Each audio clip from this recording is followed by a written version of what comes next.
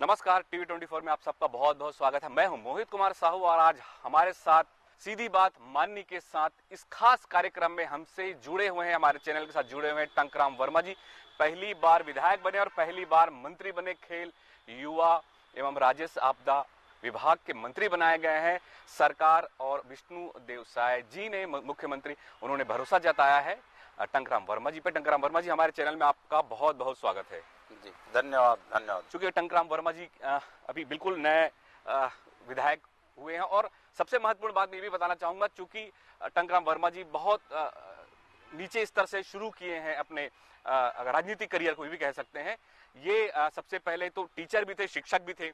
शिक्षक से फिर इन्होंने उसके बाद सेवानिवृत्त लेकर इन्होंने राजनीति में अपना करियर बनाना शुरू किया। चूंकि मैडम भी इनकी शिक्षिका हैं तो इनका पूरा सहयोग जो है मैडम ने भी किया और ये सेवानिवृत्ति के बाद लगातार मंत्रियों के निज सचिव भी रहे हैं, चाहे वो दयाल दास बघेल हों, केदार कश्यप जी हों, इनके भी निज सचिव रहे हैं। और एक बड़ा जिम्मेदारी, जो बड़ी जिम्मेदारी है वो दी गई है। मैं थोड़ा सा मंत्री जी के बारे में बताना चाहूंगा, चूंकि पहली बार शिक्षक से सीधा विधायक बने हैं और बलौदा बाजार विधानसभा सीट से भाजपा के से चुनाव लड़कर कांग्रेस के जो शैलेश नितिन त्रिवेदी हैं उन्हें लगभग 17,746 मतों से पराजित किया। और खास बात यह है कि शासकीय सेवा के दौरान प्रतिनियुक्ति में टंकराम वर्मा जी जो हैं वो केंद्रीय मंत्री रहे रमेश बैस जी के भी निज सचिव रहे हैं। साथ ही मैं ये भी बताना चाहूंगा कि ये केदार कश्यप और अंतिम समय की बात करें तो दयाल दास बघेल लगभग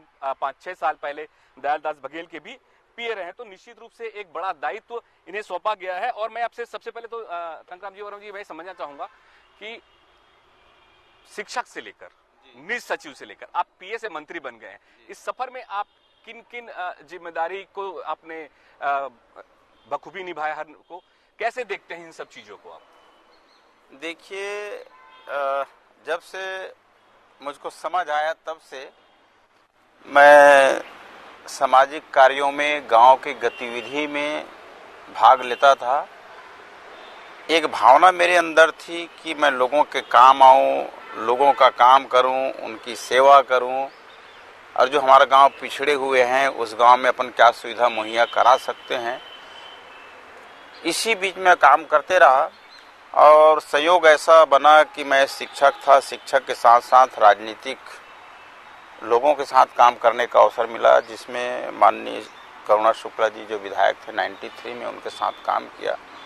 फिर धीरे धीरे नेताओं के संपर्क के साथ, नेताओं के साथ रह करके सरकार के कार्यक्रम को, सरकार की योजना को गांव तक पहुंचाया, लोगों तक पहुंचाया।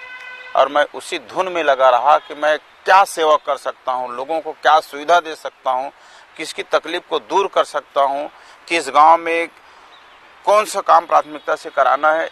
इसी जुनून में मेरा जीवन लगा रहा और मैं 93 से लेकर के 2023 माने 30 साल की मेरी यात्रा है। 30 साल तक मैं बलौदाबाजार विधानसभा के चप्पे चप्पे को छाना हूँ, गांव गांव को, लोगों के बीच रहा हूँ। और मैं सीधी संपर्क, सीधी मुलाकात आम लोगों से, और मैंने जितना बन पाया गांव की सेवा किया, लोगों का सेवा किया, समाज का सेवा किया। और सबसे बड़ी बात यह है कि मेरे पिताजी के नाम से मैंने एक फाउंडेशन बनाया, स्वर्गीय सोनचंद वर्मा फाउंडेशन। चूँकि मेरे पिताजी बहुत माने धार्मिक व्यक्ति थे, राम कथा, श्रीमद् भागवत कथा, शिव महापुराण कथा, इनका बड़ा उनको ज्ञान था, तो मैं भी प्रभावित था। तो 14 साल से लगातार मैं ये धार्मिक आयोजन करते रहा। इस बीच में हमारी पत्रिका भी प्रकाशित होती थी, निःशुल्क रूप से हम बांटते थे पूरे विधानसभा में, 200 गांव में। तो पूरे ऐसा वातावरण बन गया फाउंडेशन के नाम से, भगवान राम और कृष्ण जी के नाम से, कि लोगों के बीच बड़ा माने स्नेह मिला लोगों का, और लोगों के बीच मेरा नाम रहा। इनका बहुत फायदा मिला। तो आप सरकारी शिक्षक भी थे इस विभाग में, सरकारी। तो जब आए तो एक करुणा शुक्ला जी के साथ आप जब विधायिका थी वो, तब आप उनके साथ भी जुड़े। ये जो सफर रहा, और आपने अभी जैसे बताया कि आपके पापा जी का भी बहुत मार्गदर्शन मिला, आप प्रभावित रहे, आप रामायण मंडली और लगातार इस तरह के जो है कार्यक्रम रामचरितमानस इस तरह से आप करते भी रहे हैं। ये जो आपने देखा, ऐसी क्या वजह बन पड़ी कि जिसके चलते जो है आप और करीब आए राजनीति के और आप निज सचिव बने मंत्री के, उसके बाद अभी आप मंत्री खुद बन गए हैं? क्या अंतर देखते हैं दोनों में? सबके साथ रहे और काम करने का एक अच्छा अवसर मिला। मेरा करीब 25 साल हमारे नेताओं के साथ गुजरा, उनके साथ रह के काम किया और साथ में रह के काम करते करते योजनाओं को गांव तक ले गया, लोगों तक ले गया और सीधा लाभ पहुंचाया। अब अच्छा लगता है कि जिनके साथ हम रहें, अब उनके साथ हम बैठ करके काम कर रहे हैं, अच्छा लगता है। और जिनके साथ काम किए हैं वो अनुभव हमारे काम आ रहा है, भविष्य में भी काम आएगा। काम कैसे होती है, गांव तक योजना कैसे पहुंचती है, ये सारी चीज़ों की जानकारी है। तो कहीं पे कोई कठिनाई नहीं लगती, किसी के ऊपर आश्रित नहीं रह सकते, ये काम हम खुद कर सकते हैं, ऐसा रहता है। थोड़ा सा मैं इसमें भी अंतर समझना चाहूँ। अब चूंकि आप निज सचिव भी रहे और मंत्री बन गए हैं, तो मंत्रियों को ज्यादा जानकारी होती है कि निज सचिव को ज्यादा जानकारी होती है? क्योंकि पूरा काम तो निज सचिव को ही करना होता, मंत्री को तो बताते कि सर ऐसा ऐसा करना है, इस तरह की चीजें होती है। जैसे पुराने मंत्री है जो तो अनुभवी है, जैसे अभी करुणा शुक्ला जी को तो अच्छा ही, रमेश बैस जी को, जी हाँ, मंत्री हो चाहे विधायक हो, सांसद हो, पहले बार जब चुन के आते हैं तो सरकार की योजनाओं को समझने में थोड़ा समय लगता है कि सरकार की कितनी योजनाएं हैं और उनकी क्या प्रोसेस है, कैसे प्रक्रिया, कहाँ से कैसा होता है, गांव तक कैसे पहुंचेगा, थोड़ा सा नए विधायक को समझना पड़ता है। और उनके साथ जो काम कर रहे हैं 5 साल से 10 साल से 15 साल को, उनको पूरा प्रक्रिया पता है कि कहाँ कहाँ बजट है, कैसे उनका होगा, कैसे बजट में आएगा, बस फर्क इतना ही पड़ता है। जी, अब चूंकि अब तो इतना बड़ा विभाग, चाहे युवा कल्याण हो, खेलकूद हो, राजस्व जैसा बड़ा विभाग आपके पास में है, चूंकि आप निज सचिव रहे और मुझे लगता है कि सबसे करीब से तो आपने देखा होगा चीजों को सबसे ज्यादा। अब आपको लगता क्या है कि मेरे पास इतने बड़े विभाग है, छत्तीसगढ़ शासन का मैं मंत्री हूँ, सबसे पहली मेरी प्राथमिकता क्या होगी कि किन किन, आपके पास 3, 4, 5 विभाग, इन विभागों को कैसे कैसे, अभी युवा की बात करें तो युवाओं को लेकर रोजगार की बहुत सारी समस्या होती है, खेलकूद को लेकर हो तो स्कूलों में खेलकूद की बड़ी समस्या होती है, बड़ा एक प्रोग्राम करा पाना, इवेंट करा पाना स्टेट लेवल पे, या यहाँ के जो बेचारे युवा खिलाड़ी जो हैं अन्य प्रदेशों में जाते बहुत दिक्कतों का सामना करना पड़ता है। क्रिकेट जैसे भी अगर हम बात करें, क्रिकेट भी हम लगातार अभी उस पे सिर्फ और काम ही कर पा रहे, बहुत कुछ अच्छा नहीं पाया छत्तीसगढ़, जो क्रिकेट संघ की बात भी करें तो बहुत सारे ऐसे खेल हैं। तो निश्चित रूप से इनमें एक बड़ी जिम्मेदारी का काम है। आप इन सब चीजों को कैसे देखते हैं और कैसे जल्द से जल्द हम इसको 5 साल में पूरा कर पाए, ताकि यहाँ के युवा जो खिलाड़ी हैं उनको ज्यादा से ज्यादा सम्मान मिल पाए, ज्यादा से ज्यादा उनको प्रतिभा हमारी विदेशों में जा सके? जी देखिए, राजस्व विभाग तो बहुत बड़ा विभाग है और आम आदमी कहा जाए चाहे कृषक कहें, परेशान रहता है। तो हम ये चाहते हैं कि किसान परेशान मत हो, कार्यालय का चक्कर मत काटना पड़े। और राजस्व विभाग में जैसे सबको पता है कि सीमांकन है, तो बटांकन है, नामांतरण है, ये छोटे छोटे चीज़ हैं।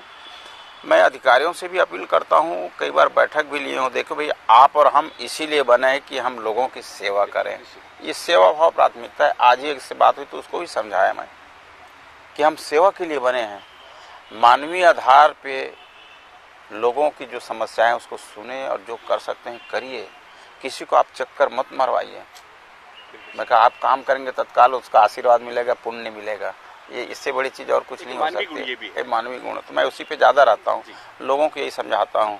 मैं कहा हम केवल यहाँ पे पैसा कमाने के लिए नौकरी कर रहे हैं, मतलब पैसा कमा रहे, ये हमारा उद्देश्य है। एक सेवा भाव से हम आए हैं, भाई हमको भगवान ने इसी निमित्त यहाँ भेजा है, तो हम समस्याओं का समाधान करें। और मेरी दिली इच्छा यह है कि लोगों की जो सोच है इस विभाग के प्रति, हाँ, तो वो थोड़ा सा दूर हो, पारदर्शिता आए। तो इसके लिए ना मैं अभी शिविर लगवाया था, राजस्व मंडल स्तर पे पूरे प्रदेश में एक डेट में, फिर जिला स्तर में एक डेट में, और एक तहसील स्तर पे, 3 स्तर पे एक शिविर का आयोजन किया था। उसका लाभ भी मिला है। और मैं तो यही अधिकारियों को कहता है कि भाई हम लोगों का काम करें, बेवजह चक्कर न मतवाएं, उसके बददुआएं न लें, लोग गाली न दें। और खेल कूद विभाग में भी हमारे यहाँ ग्रामीण क्षेत्र में बहुत प्रतिभा है, उस प्रतिभा को आगे लाने की जरूरत है, मंच देने की जरूरत है, चाहे वो खेल कूद में हो, चाहे संस्कृति में हो, इन सबको आगे बढ़ाना है।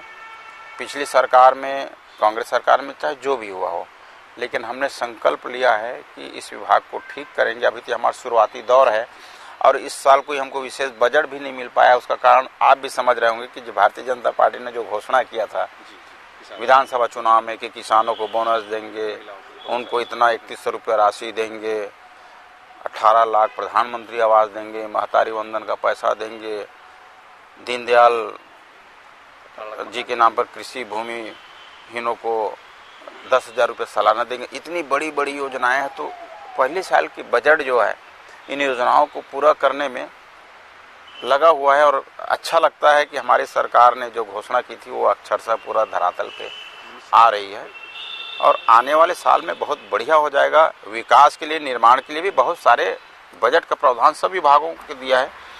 1,47,000 करोड़ का बजट बहुत बड़ा बजट होता है। निश्चित रूप से बड़ा बजट। मैं थोड़ा सा, हमने राजस्व विभाग की जैसे आपने अभी चर्चा भी किया, हम प्रदेश भर की पूरी बात करें तो अतिक्रमण जैसे बहुत हुआ है, व्यवस्थाएं जो है वो बिल्कुल राजस्व विभाग में अच्छी नहीं रही है। अगर हम रायपुर राजधानी से ही शुरू करें तो इतना भ्रष्टाचार रहा यहाँ पर। अगर हम बात करें जहाँ पर लोग अपने रजिस्ट्री कराने जा रहे हैं और किसी अन्य प्रदेश के आप जब जांच करेंगे या जांच कराएंगे आपको भी जानकारी होगी, तब बड़ा एक मामला भी सामने आ गया। करोड़ों रुपए का राजस्व हानि तो यहीं पे छत्तीसगढ़ राजधानी को ही हुआ है। और यहाँ पर इतना ज्यादा, क्योंकि रायपुर की ही राजधानी की बात करें तो अतिक्रमण और कब्जा इतना हो चुका है चीजों पर। अब इस पे आप लोग किस तरह से क्या प्रयास कर पाएगा आपका जो विभाग है, ये कैसे रोक पाएगा इस सब चीजों को? क्योंकि कब्जे तो इतने ज्यादा हो चुके हैं और बाहरी लोगों का ज्यादा कब्जा है, यहाँ लोकल लोग तो बेचारे कर ही नहीं पाए हैं। जी, बड़े लोग हैं, बड़े लोग ना कहें भूमाफिया हैं, इनका भूख इतना बढ़ गया है कि उसकी कोई सीमा नहीं है। नदी है, नाला है, मरघट है, शासकीय जमीन है, आमोद प्रमोद की जमीन है, कई जगह की शिकायतें मिली हैं। और मैं जो देखा हूं और समझा हूं तो ये 5 साल जो कांग्रेस की सरकार रही है इसने तो पूरा के पूरा कब्जा कर लिए हैं। अवैध प्लाटिंग हो रही है, शहर को छोड़िए गांव में अवैध प्लाटिंग हो रही है। ना कोई नियम, ना कोई कानून, लोग ऐसे कर रहे हैं। तो इसमें थोड़ा सा हमने प्रतिबंध लगाने के लिए, ये अवैध को रोकने के लिए ये निर्देश दिए हैं कि भैया इनका जो है अवैध जो कॉलोनी ये लोग बना के बेच रहे हैं, इनके रजिस्ट्री पे, इनके नामांतरण पे रोक लगाया जाए। और आम आदमी से भी यही अपील करता हूँ कि भाई जब आप जान रहे हो कि खेत को ऐसी काट के बेच रहा है, ना सड़क है, ना नाली है, ना बिजली है, ना पानी है, ले तो लेते हैं, फिर बाद में फिर अपने क्षेत्रीय विधायक है, मंत्री, उसके यहाँ जाते हैं कि हमारे यहाँ सड़क नहीं है। तो आपने गलत ढंग से उसको लिया भी है। तो एक बार खरीदने वालों को भी, अच्छा कहाँ पे जमीन है, कहाँ रजिस्ट्री हो रही है, वो पता ही नहीं है। कई लोग आते हैं कि हमारी जमीन नहीं दिख रही है, हमने 2 साल पहले लिया है। तो ये जो अवैध कारोबार में लगे हुए हैं, बड़ा ये लोग माफिया जो है, अच्छा क्या करते हैं, जो किसान की जमीन को ले लेते हैं और अथॉरिटी लेटर ले लेते हैं, रजिस्ट्री कराने बार बार किसान जाता है, लेने वाला कोई और है। भूमाफिया का वहाँ पे कोई रोल नहीं है, केवल पैसे ही लेता है। तो ये बड़ा दुखदायी बात है। तो इस पे रोक लगनी भी चाहिए और कुछ कठोर प्रावधान या नियम सरकार क्यों नहीं लाती? 20 साल 24 साल होने जा रहे हैं छत्तीसगढ़ को राज्य बने हुए, उसके बाद भी आप तो यहीं लोकल हैं, छत्तीसगढ़ के लिए हैं। आप देखेंगे कि स्थानीय लोगों को कभी लाभ नहीं मिल पाया इन सब चीजों का, कभी भी नहीं। जो बाहरी आए हैं उन्हीं लोग का ही बहुत ज्यादा कब्जा रहा है। तो इस तरह की चीज, जैसे किसान है, अभी किसान अपनी जमीन बेच दे रहा है, अब बेचारा पैसे उसके जल्दी खत्म हो जाते हैं, कम कीमत में बेचता है, उसके बाद उसी की यहाँ मजदूरी कर रहा है वो। तो इस तरह की जो चीजें चल रही हैं उस पर कठोर कोई कानून क्यों नहीं लाया जाता? इस पे आप जिधर भी चले जाइए, मेन रोड में किसान का जमीन आपको कहीं नहीं मिलेगा, पूरे माफिया लोगों का है। और किसान जो है थोड़ा सा लालच में कि यार इतना लाख रुपए मिल रहा है, अपने जमीन को बेच देता है। फिर जैसा आप बता रहे, किसी के यहाँ नौकरी कर रहे हैं, मजदूरी कर रहे हैं। तो हालात बहुत खराब है। और ये अवैध प्लाटिंग को कैसे रोकें, इसके बारे में थोड़ा सा मैं चिंतन कर रहा हूँ कि क्या इसका निकाला जा सकता है। अब दबाव बनाने के लिए कहते हैं कि भैया रजिस्ट्री बंद कर दो, नामांतरण बंद कर दो, पर ऐसा कुछ उल्लेख नहीं है। आप रोकने के लिए कर सकते हैं, इसके लिए कुछ करना पड़ेगा, ऐसा मुझको लगता नहीं, है। निश्चित रूप से देखिए क्या होता है कि जब प्लाटिंग होती है, अवैध प्लाटिंग, अब जैसे गांव की चारागाह की जमीन वो तो पूरी खत्म हो चुकी है बेचारे, आप अभी तो मवेशियों के लिए कुछ नहीं है चारागाह के लिए। शहर के आसपास के गांव की बात करें, पूरे कब्जे हो चुके हैं। इसके अलावा छोटे छोटे प्लाटिंग करके बेच रहे हैं, और सबसे महत्वपूर्ण बात ये होती है कि बिजली विभाग वहां बिजली भी लगा देता है। हाँ, ये भी एक बड़ी समस्या है। तो इस पे भी कोई कठोर, भाई विभाग तो छत्तीसगढ़ का ही है, और फिर इस पे कानूनी कार्रवाई या कुछ कठोर कदम क्यों नहीं उठाते? क्या अगर भूमाफिया दबाव बना रहा है तो उस पे भी सही और गलत का तो कम से कम मापदंड होना चाहिए जी।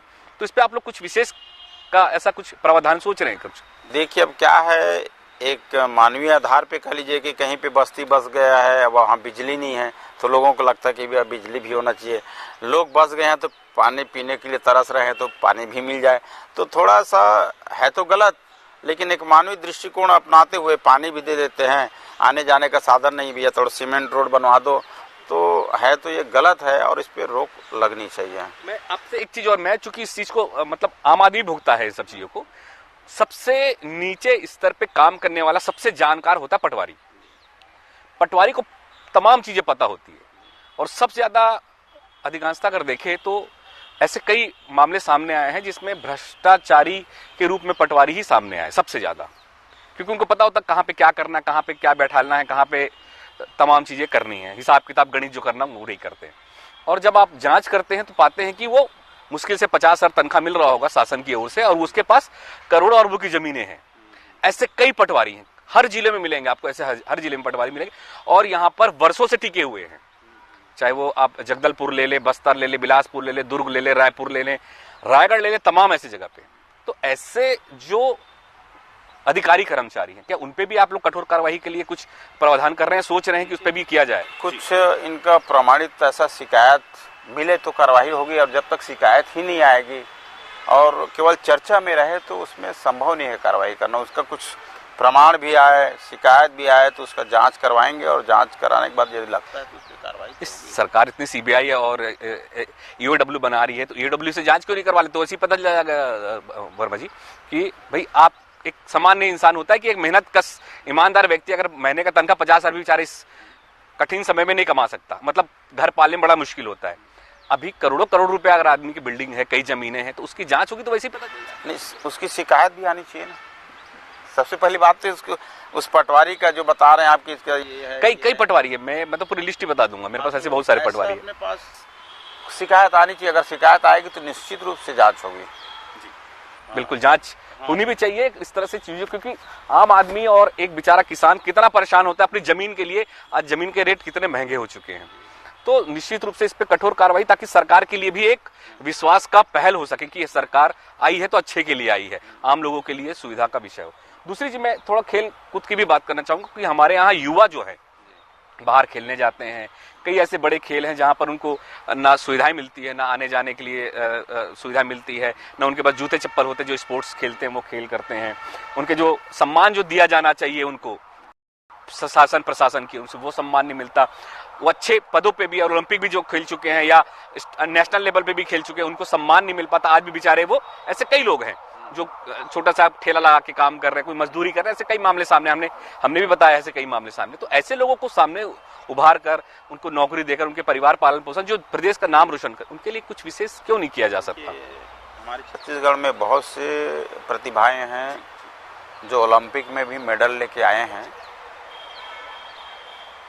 और हमारी सरकार जो है, अब केंद्र में कहें तो देखिए हमारे यशस्वी प्रधानमंत्री जी ने खेल को कितना बढ़ावा दिया है, लेकिन दुर्भाग्य हमारा छत्तीसगढ़ पीछे हो गया।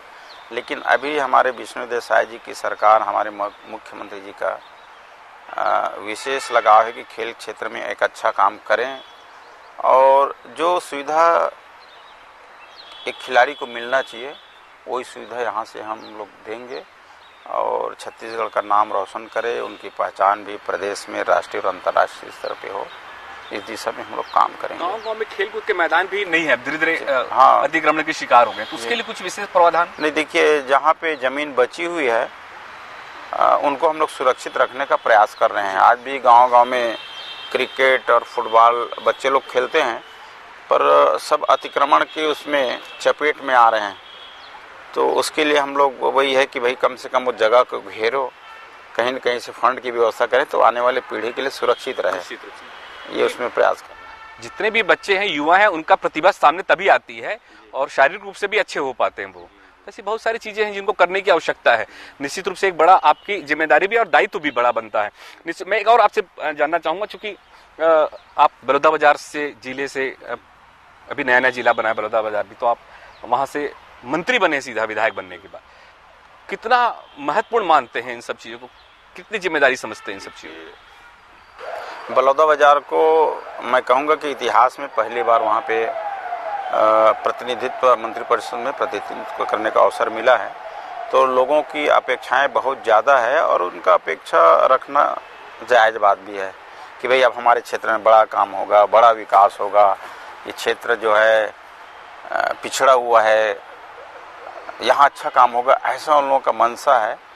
और मेरी भी इच्छा शक्ति है कि वाकई में जैसे माननीय मुख्यमंत्री जी ने हमको अवसर दिया है तो हम भी कुछ बड़ा करके दिखाएं, अच्छा काम करके दिखाएं। केवल बलौदा के लिए नहीं, जिस विभाग को हमको सौंपा है उस विभाग में अच्छा काम करें, ये भी हमारा संकल्प है।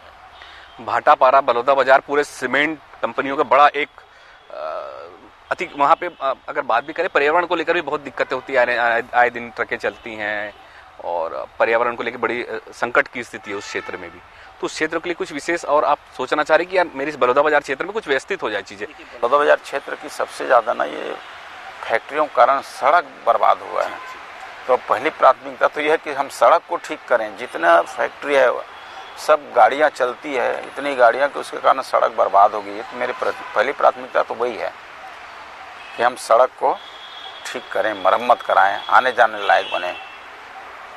और उसके बाद गांव के डेवलपमेंट की बात है तो वो भी करेंगे। CSR फंड भी होता है बड़ा, तो CSR फंड होता है और DMF का फंड होता है, उस फंड से वहाँ पे काम कराएंगे। निश्चित रूप से स्थानीय लोगों को भी रोजगार उपलब्ध हो पाए, ऐसा कुछ व्यवस्था भी आप लोग कर रहे हैं? पूरे प्रदेश में बात कर रहा हूँ मैं, जहाँ जहाँ पे है इस तरह लोगों को वहाँ पे वाकई में जो मिलना चाहिए रोजगार वो नहीं मिल पाया है। और इतने सारे संयंत्र हैं लेकिन स्थानीय लोगों को नहीं मिल पाया, चाहे जो भी कारण रहा होगा। हम जो पहले वहाँ प्रतिनिधित्व किए उसको कहें या परिस्थितियों को कहें, लेकिन मेरा ये रहता है कि भाई स्थानीय लोगों को काम मिलना चाहिए। अब हमारे राजनीतिक जो जनप्रतिनिधि है वो भी अपने काम में लग जाता है। जब आप उसी कंपनी में ठेकेदारी करोगे, उसका माल खाओगे तो क्या विरोध करोगे, है ना भाई? तो हम तो जैसे मैं अभी गया हूँ तो युवाओं का आह्वान करता हूँ कि भाई एक जन आंदोलन खड़ा करो, हम साथ हैं। हम तो कहते हैं कि जो फैक्ट्री खोला है वो तो आसपास के 20 गांव को गोद लेना चाहिए, उस गांव की तरक्की के लिए, भलाई के लिए, युवाओं को रोजगार देने के लिए। ये उनकी नैतिक जिम्मेदारी है। यहाँ के जड़, जमीन, पानी सबका उपयोग कर रहा है। मैं कह मिलना चाहिए तो जन आंदोलन खड़ा करने की भी जरूरत है।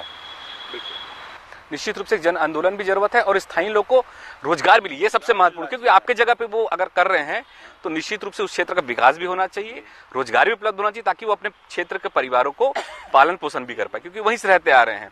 निश्चित रूप से एक बड़ा। और मैं आपसे एक प्रश्न और भी चाहूंगा, चूंकि आप शिक्षक हैं, फिर राजनीति में, तो आपके राजनीतिक गुरु कौन है? ऐसा को पढ़ता था पंडित दीनदयाल जी उपाध्याय, डॉक्टर हेडगेवार, डॉक्टर श्यामा प्रसाद जी मुखर्जी और अटल बिहारी वाजपेयी जी को तो सामने में ही देखा हूँ। तो ये लोग महान लोग हैं। इनका जीवन जो है देश की सेवा में समर्पण हो गया।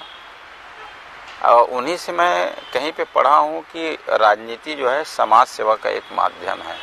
और वाकई में आज के समय में बिना राजनीति के आप समाज की सेवा कर ही नहीं पाओगे। तो उसी मूल भाव को लेकर के मैं चल रहा हूँ। बाकी तो ईश्वर की कृपा है, प्रभु की कृपा है कि कहाँ कितना काम कराएगा, कितना पुण्य लिखा है हमारे हाथ में, समय बताएगा।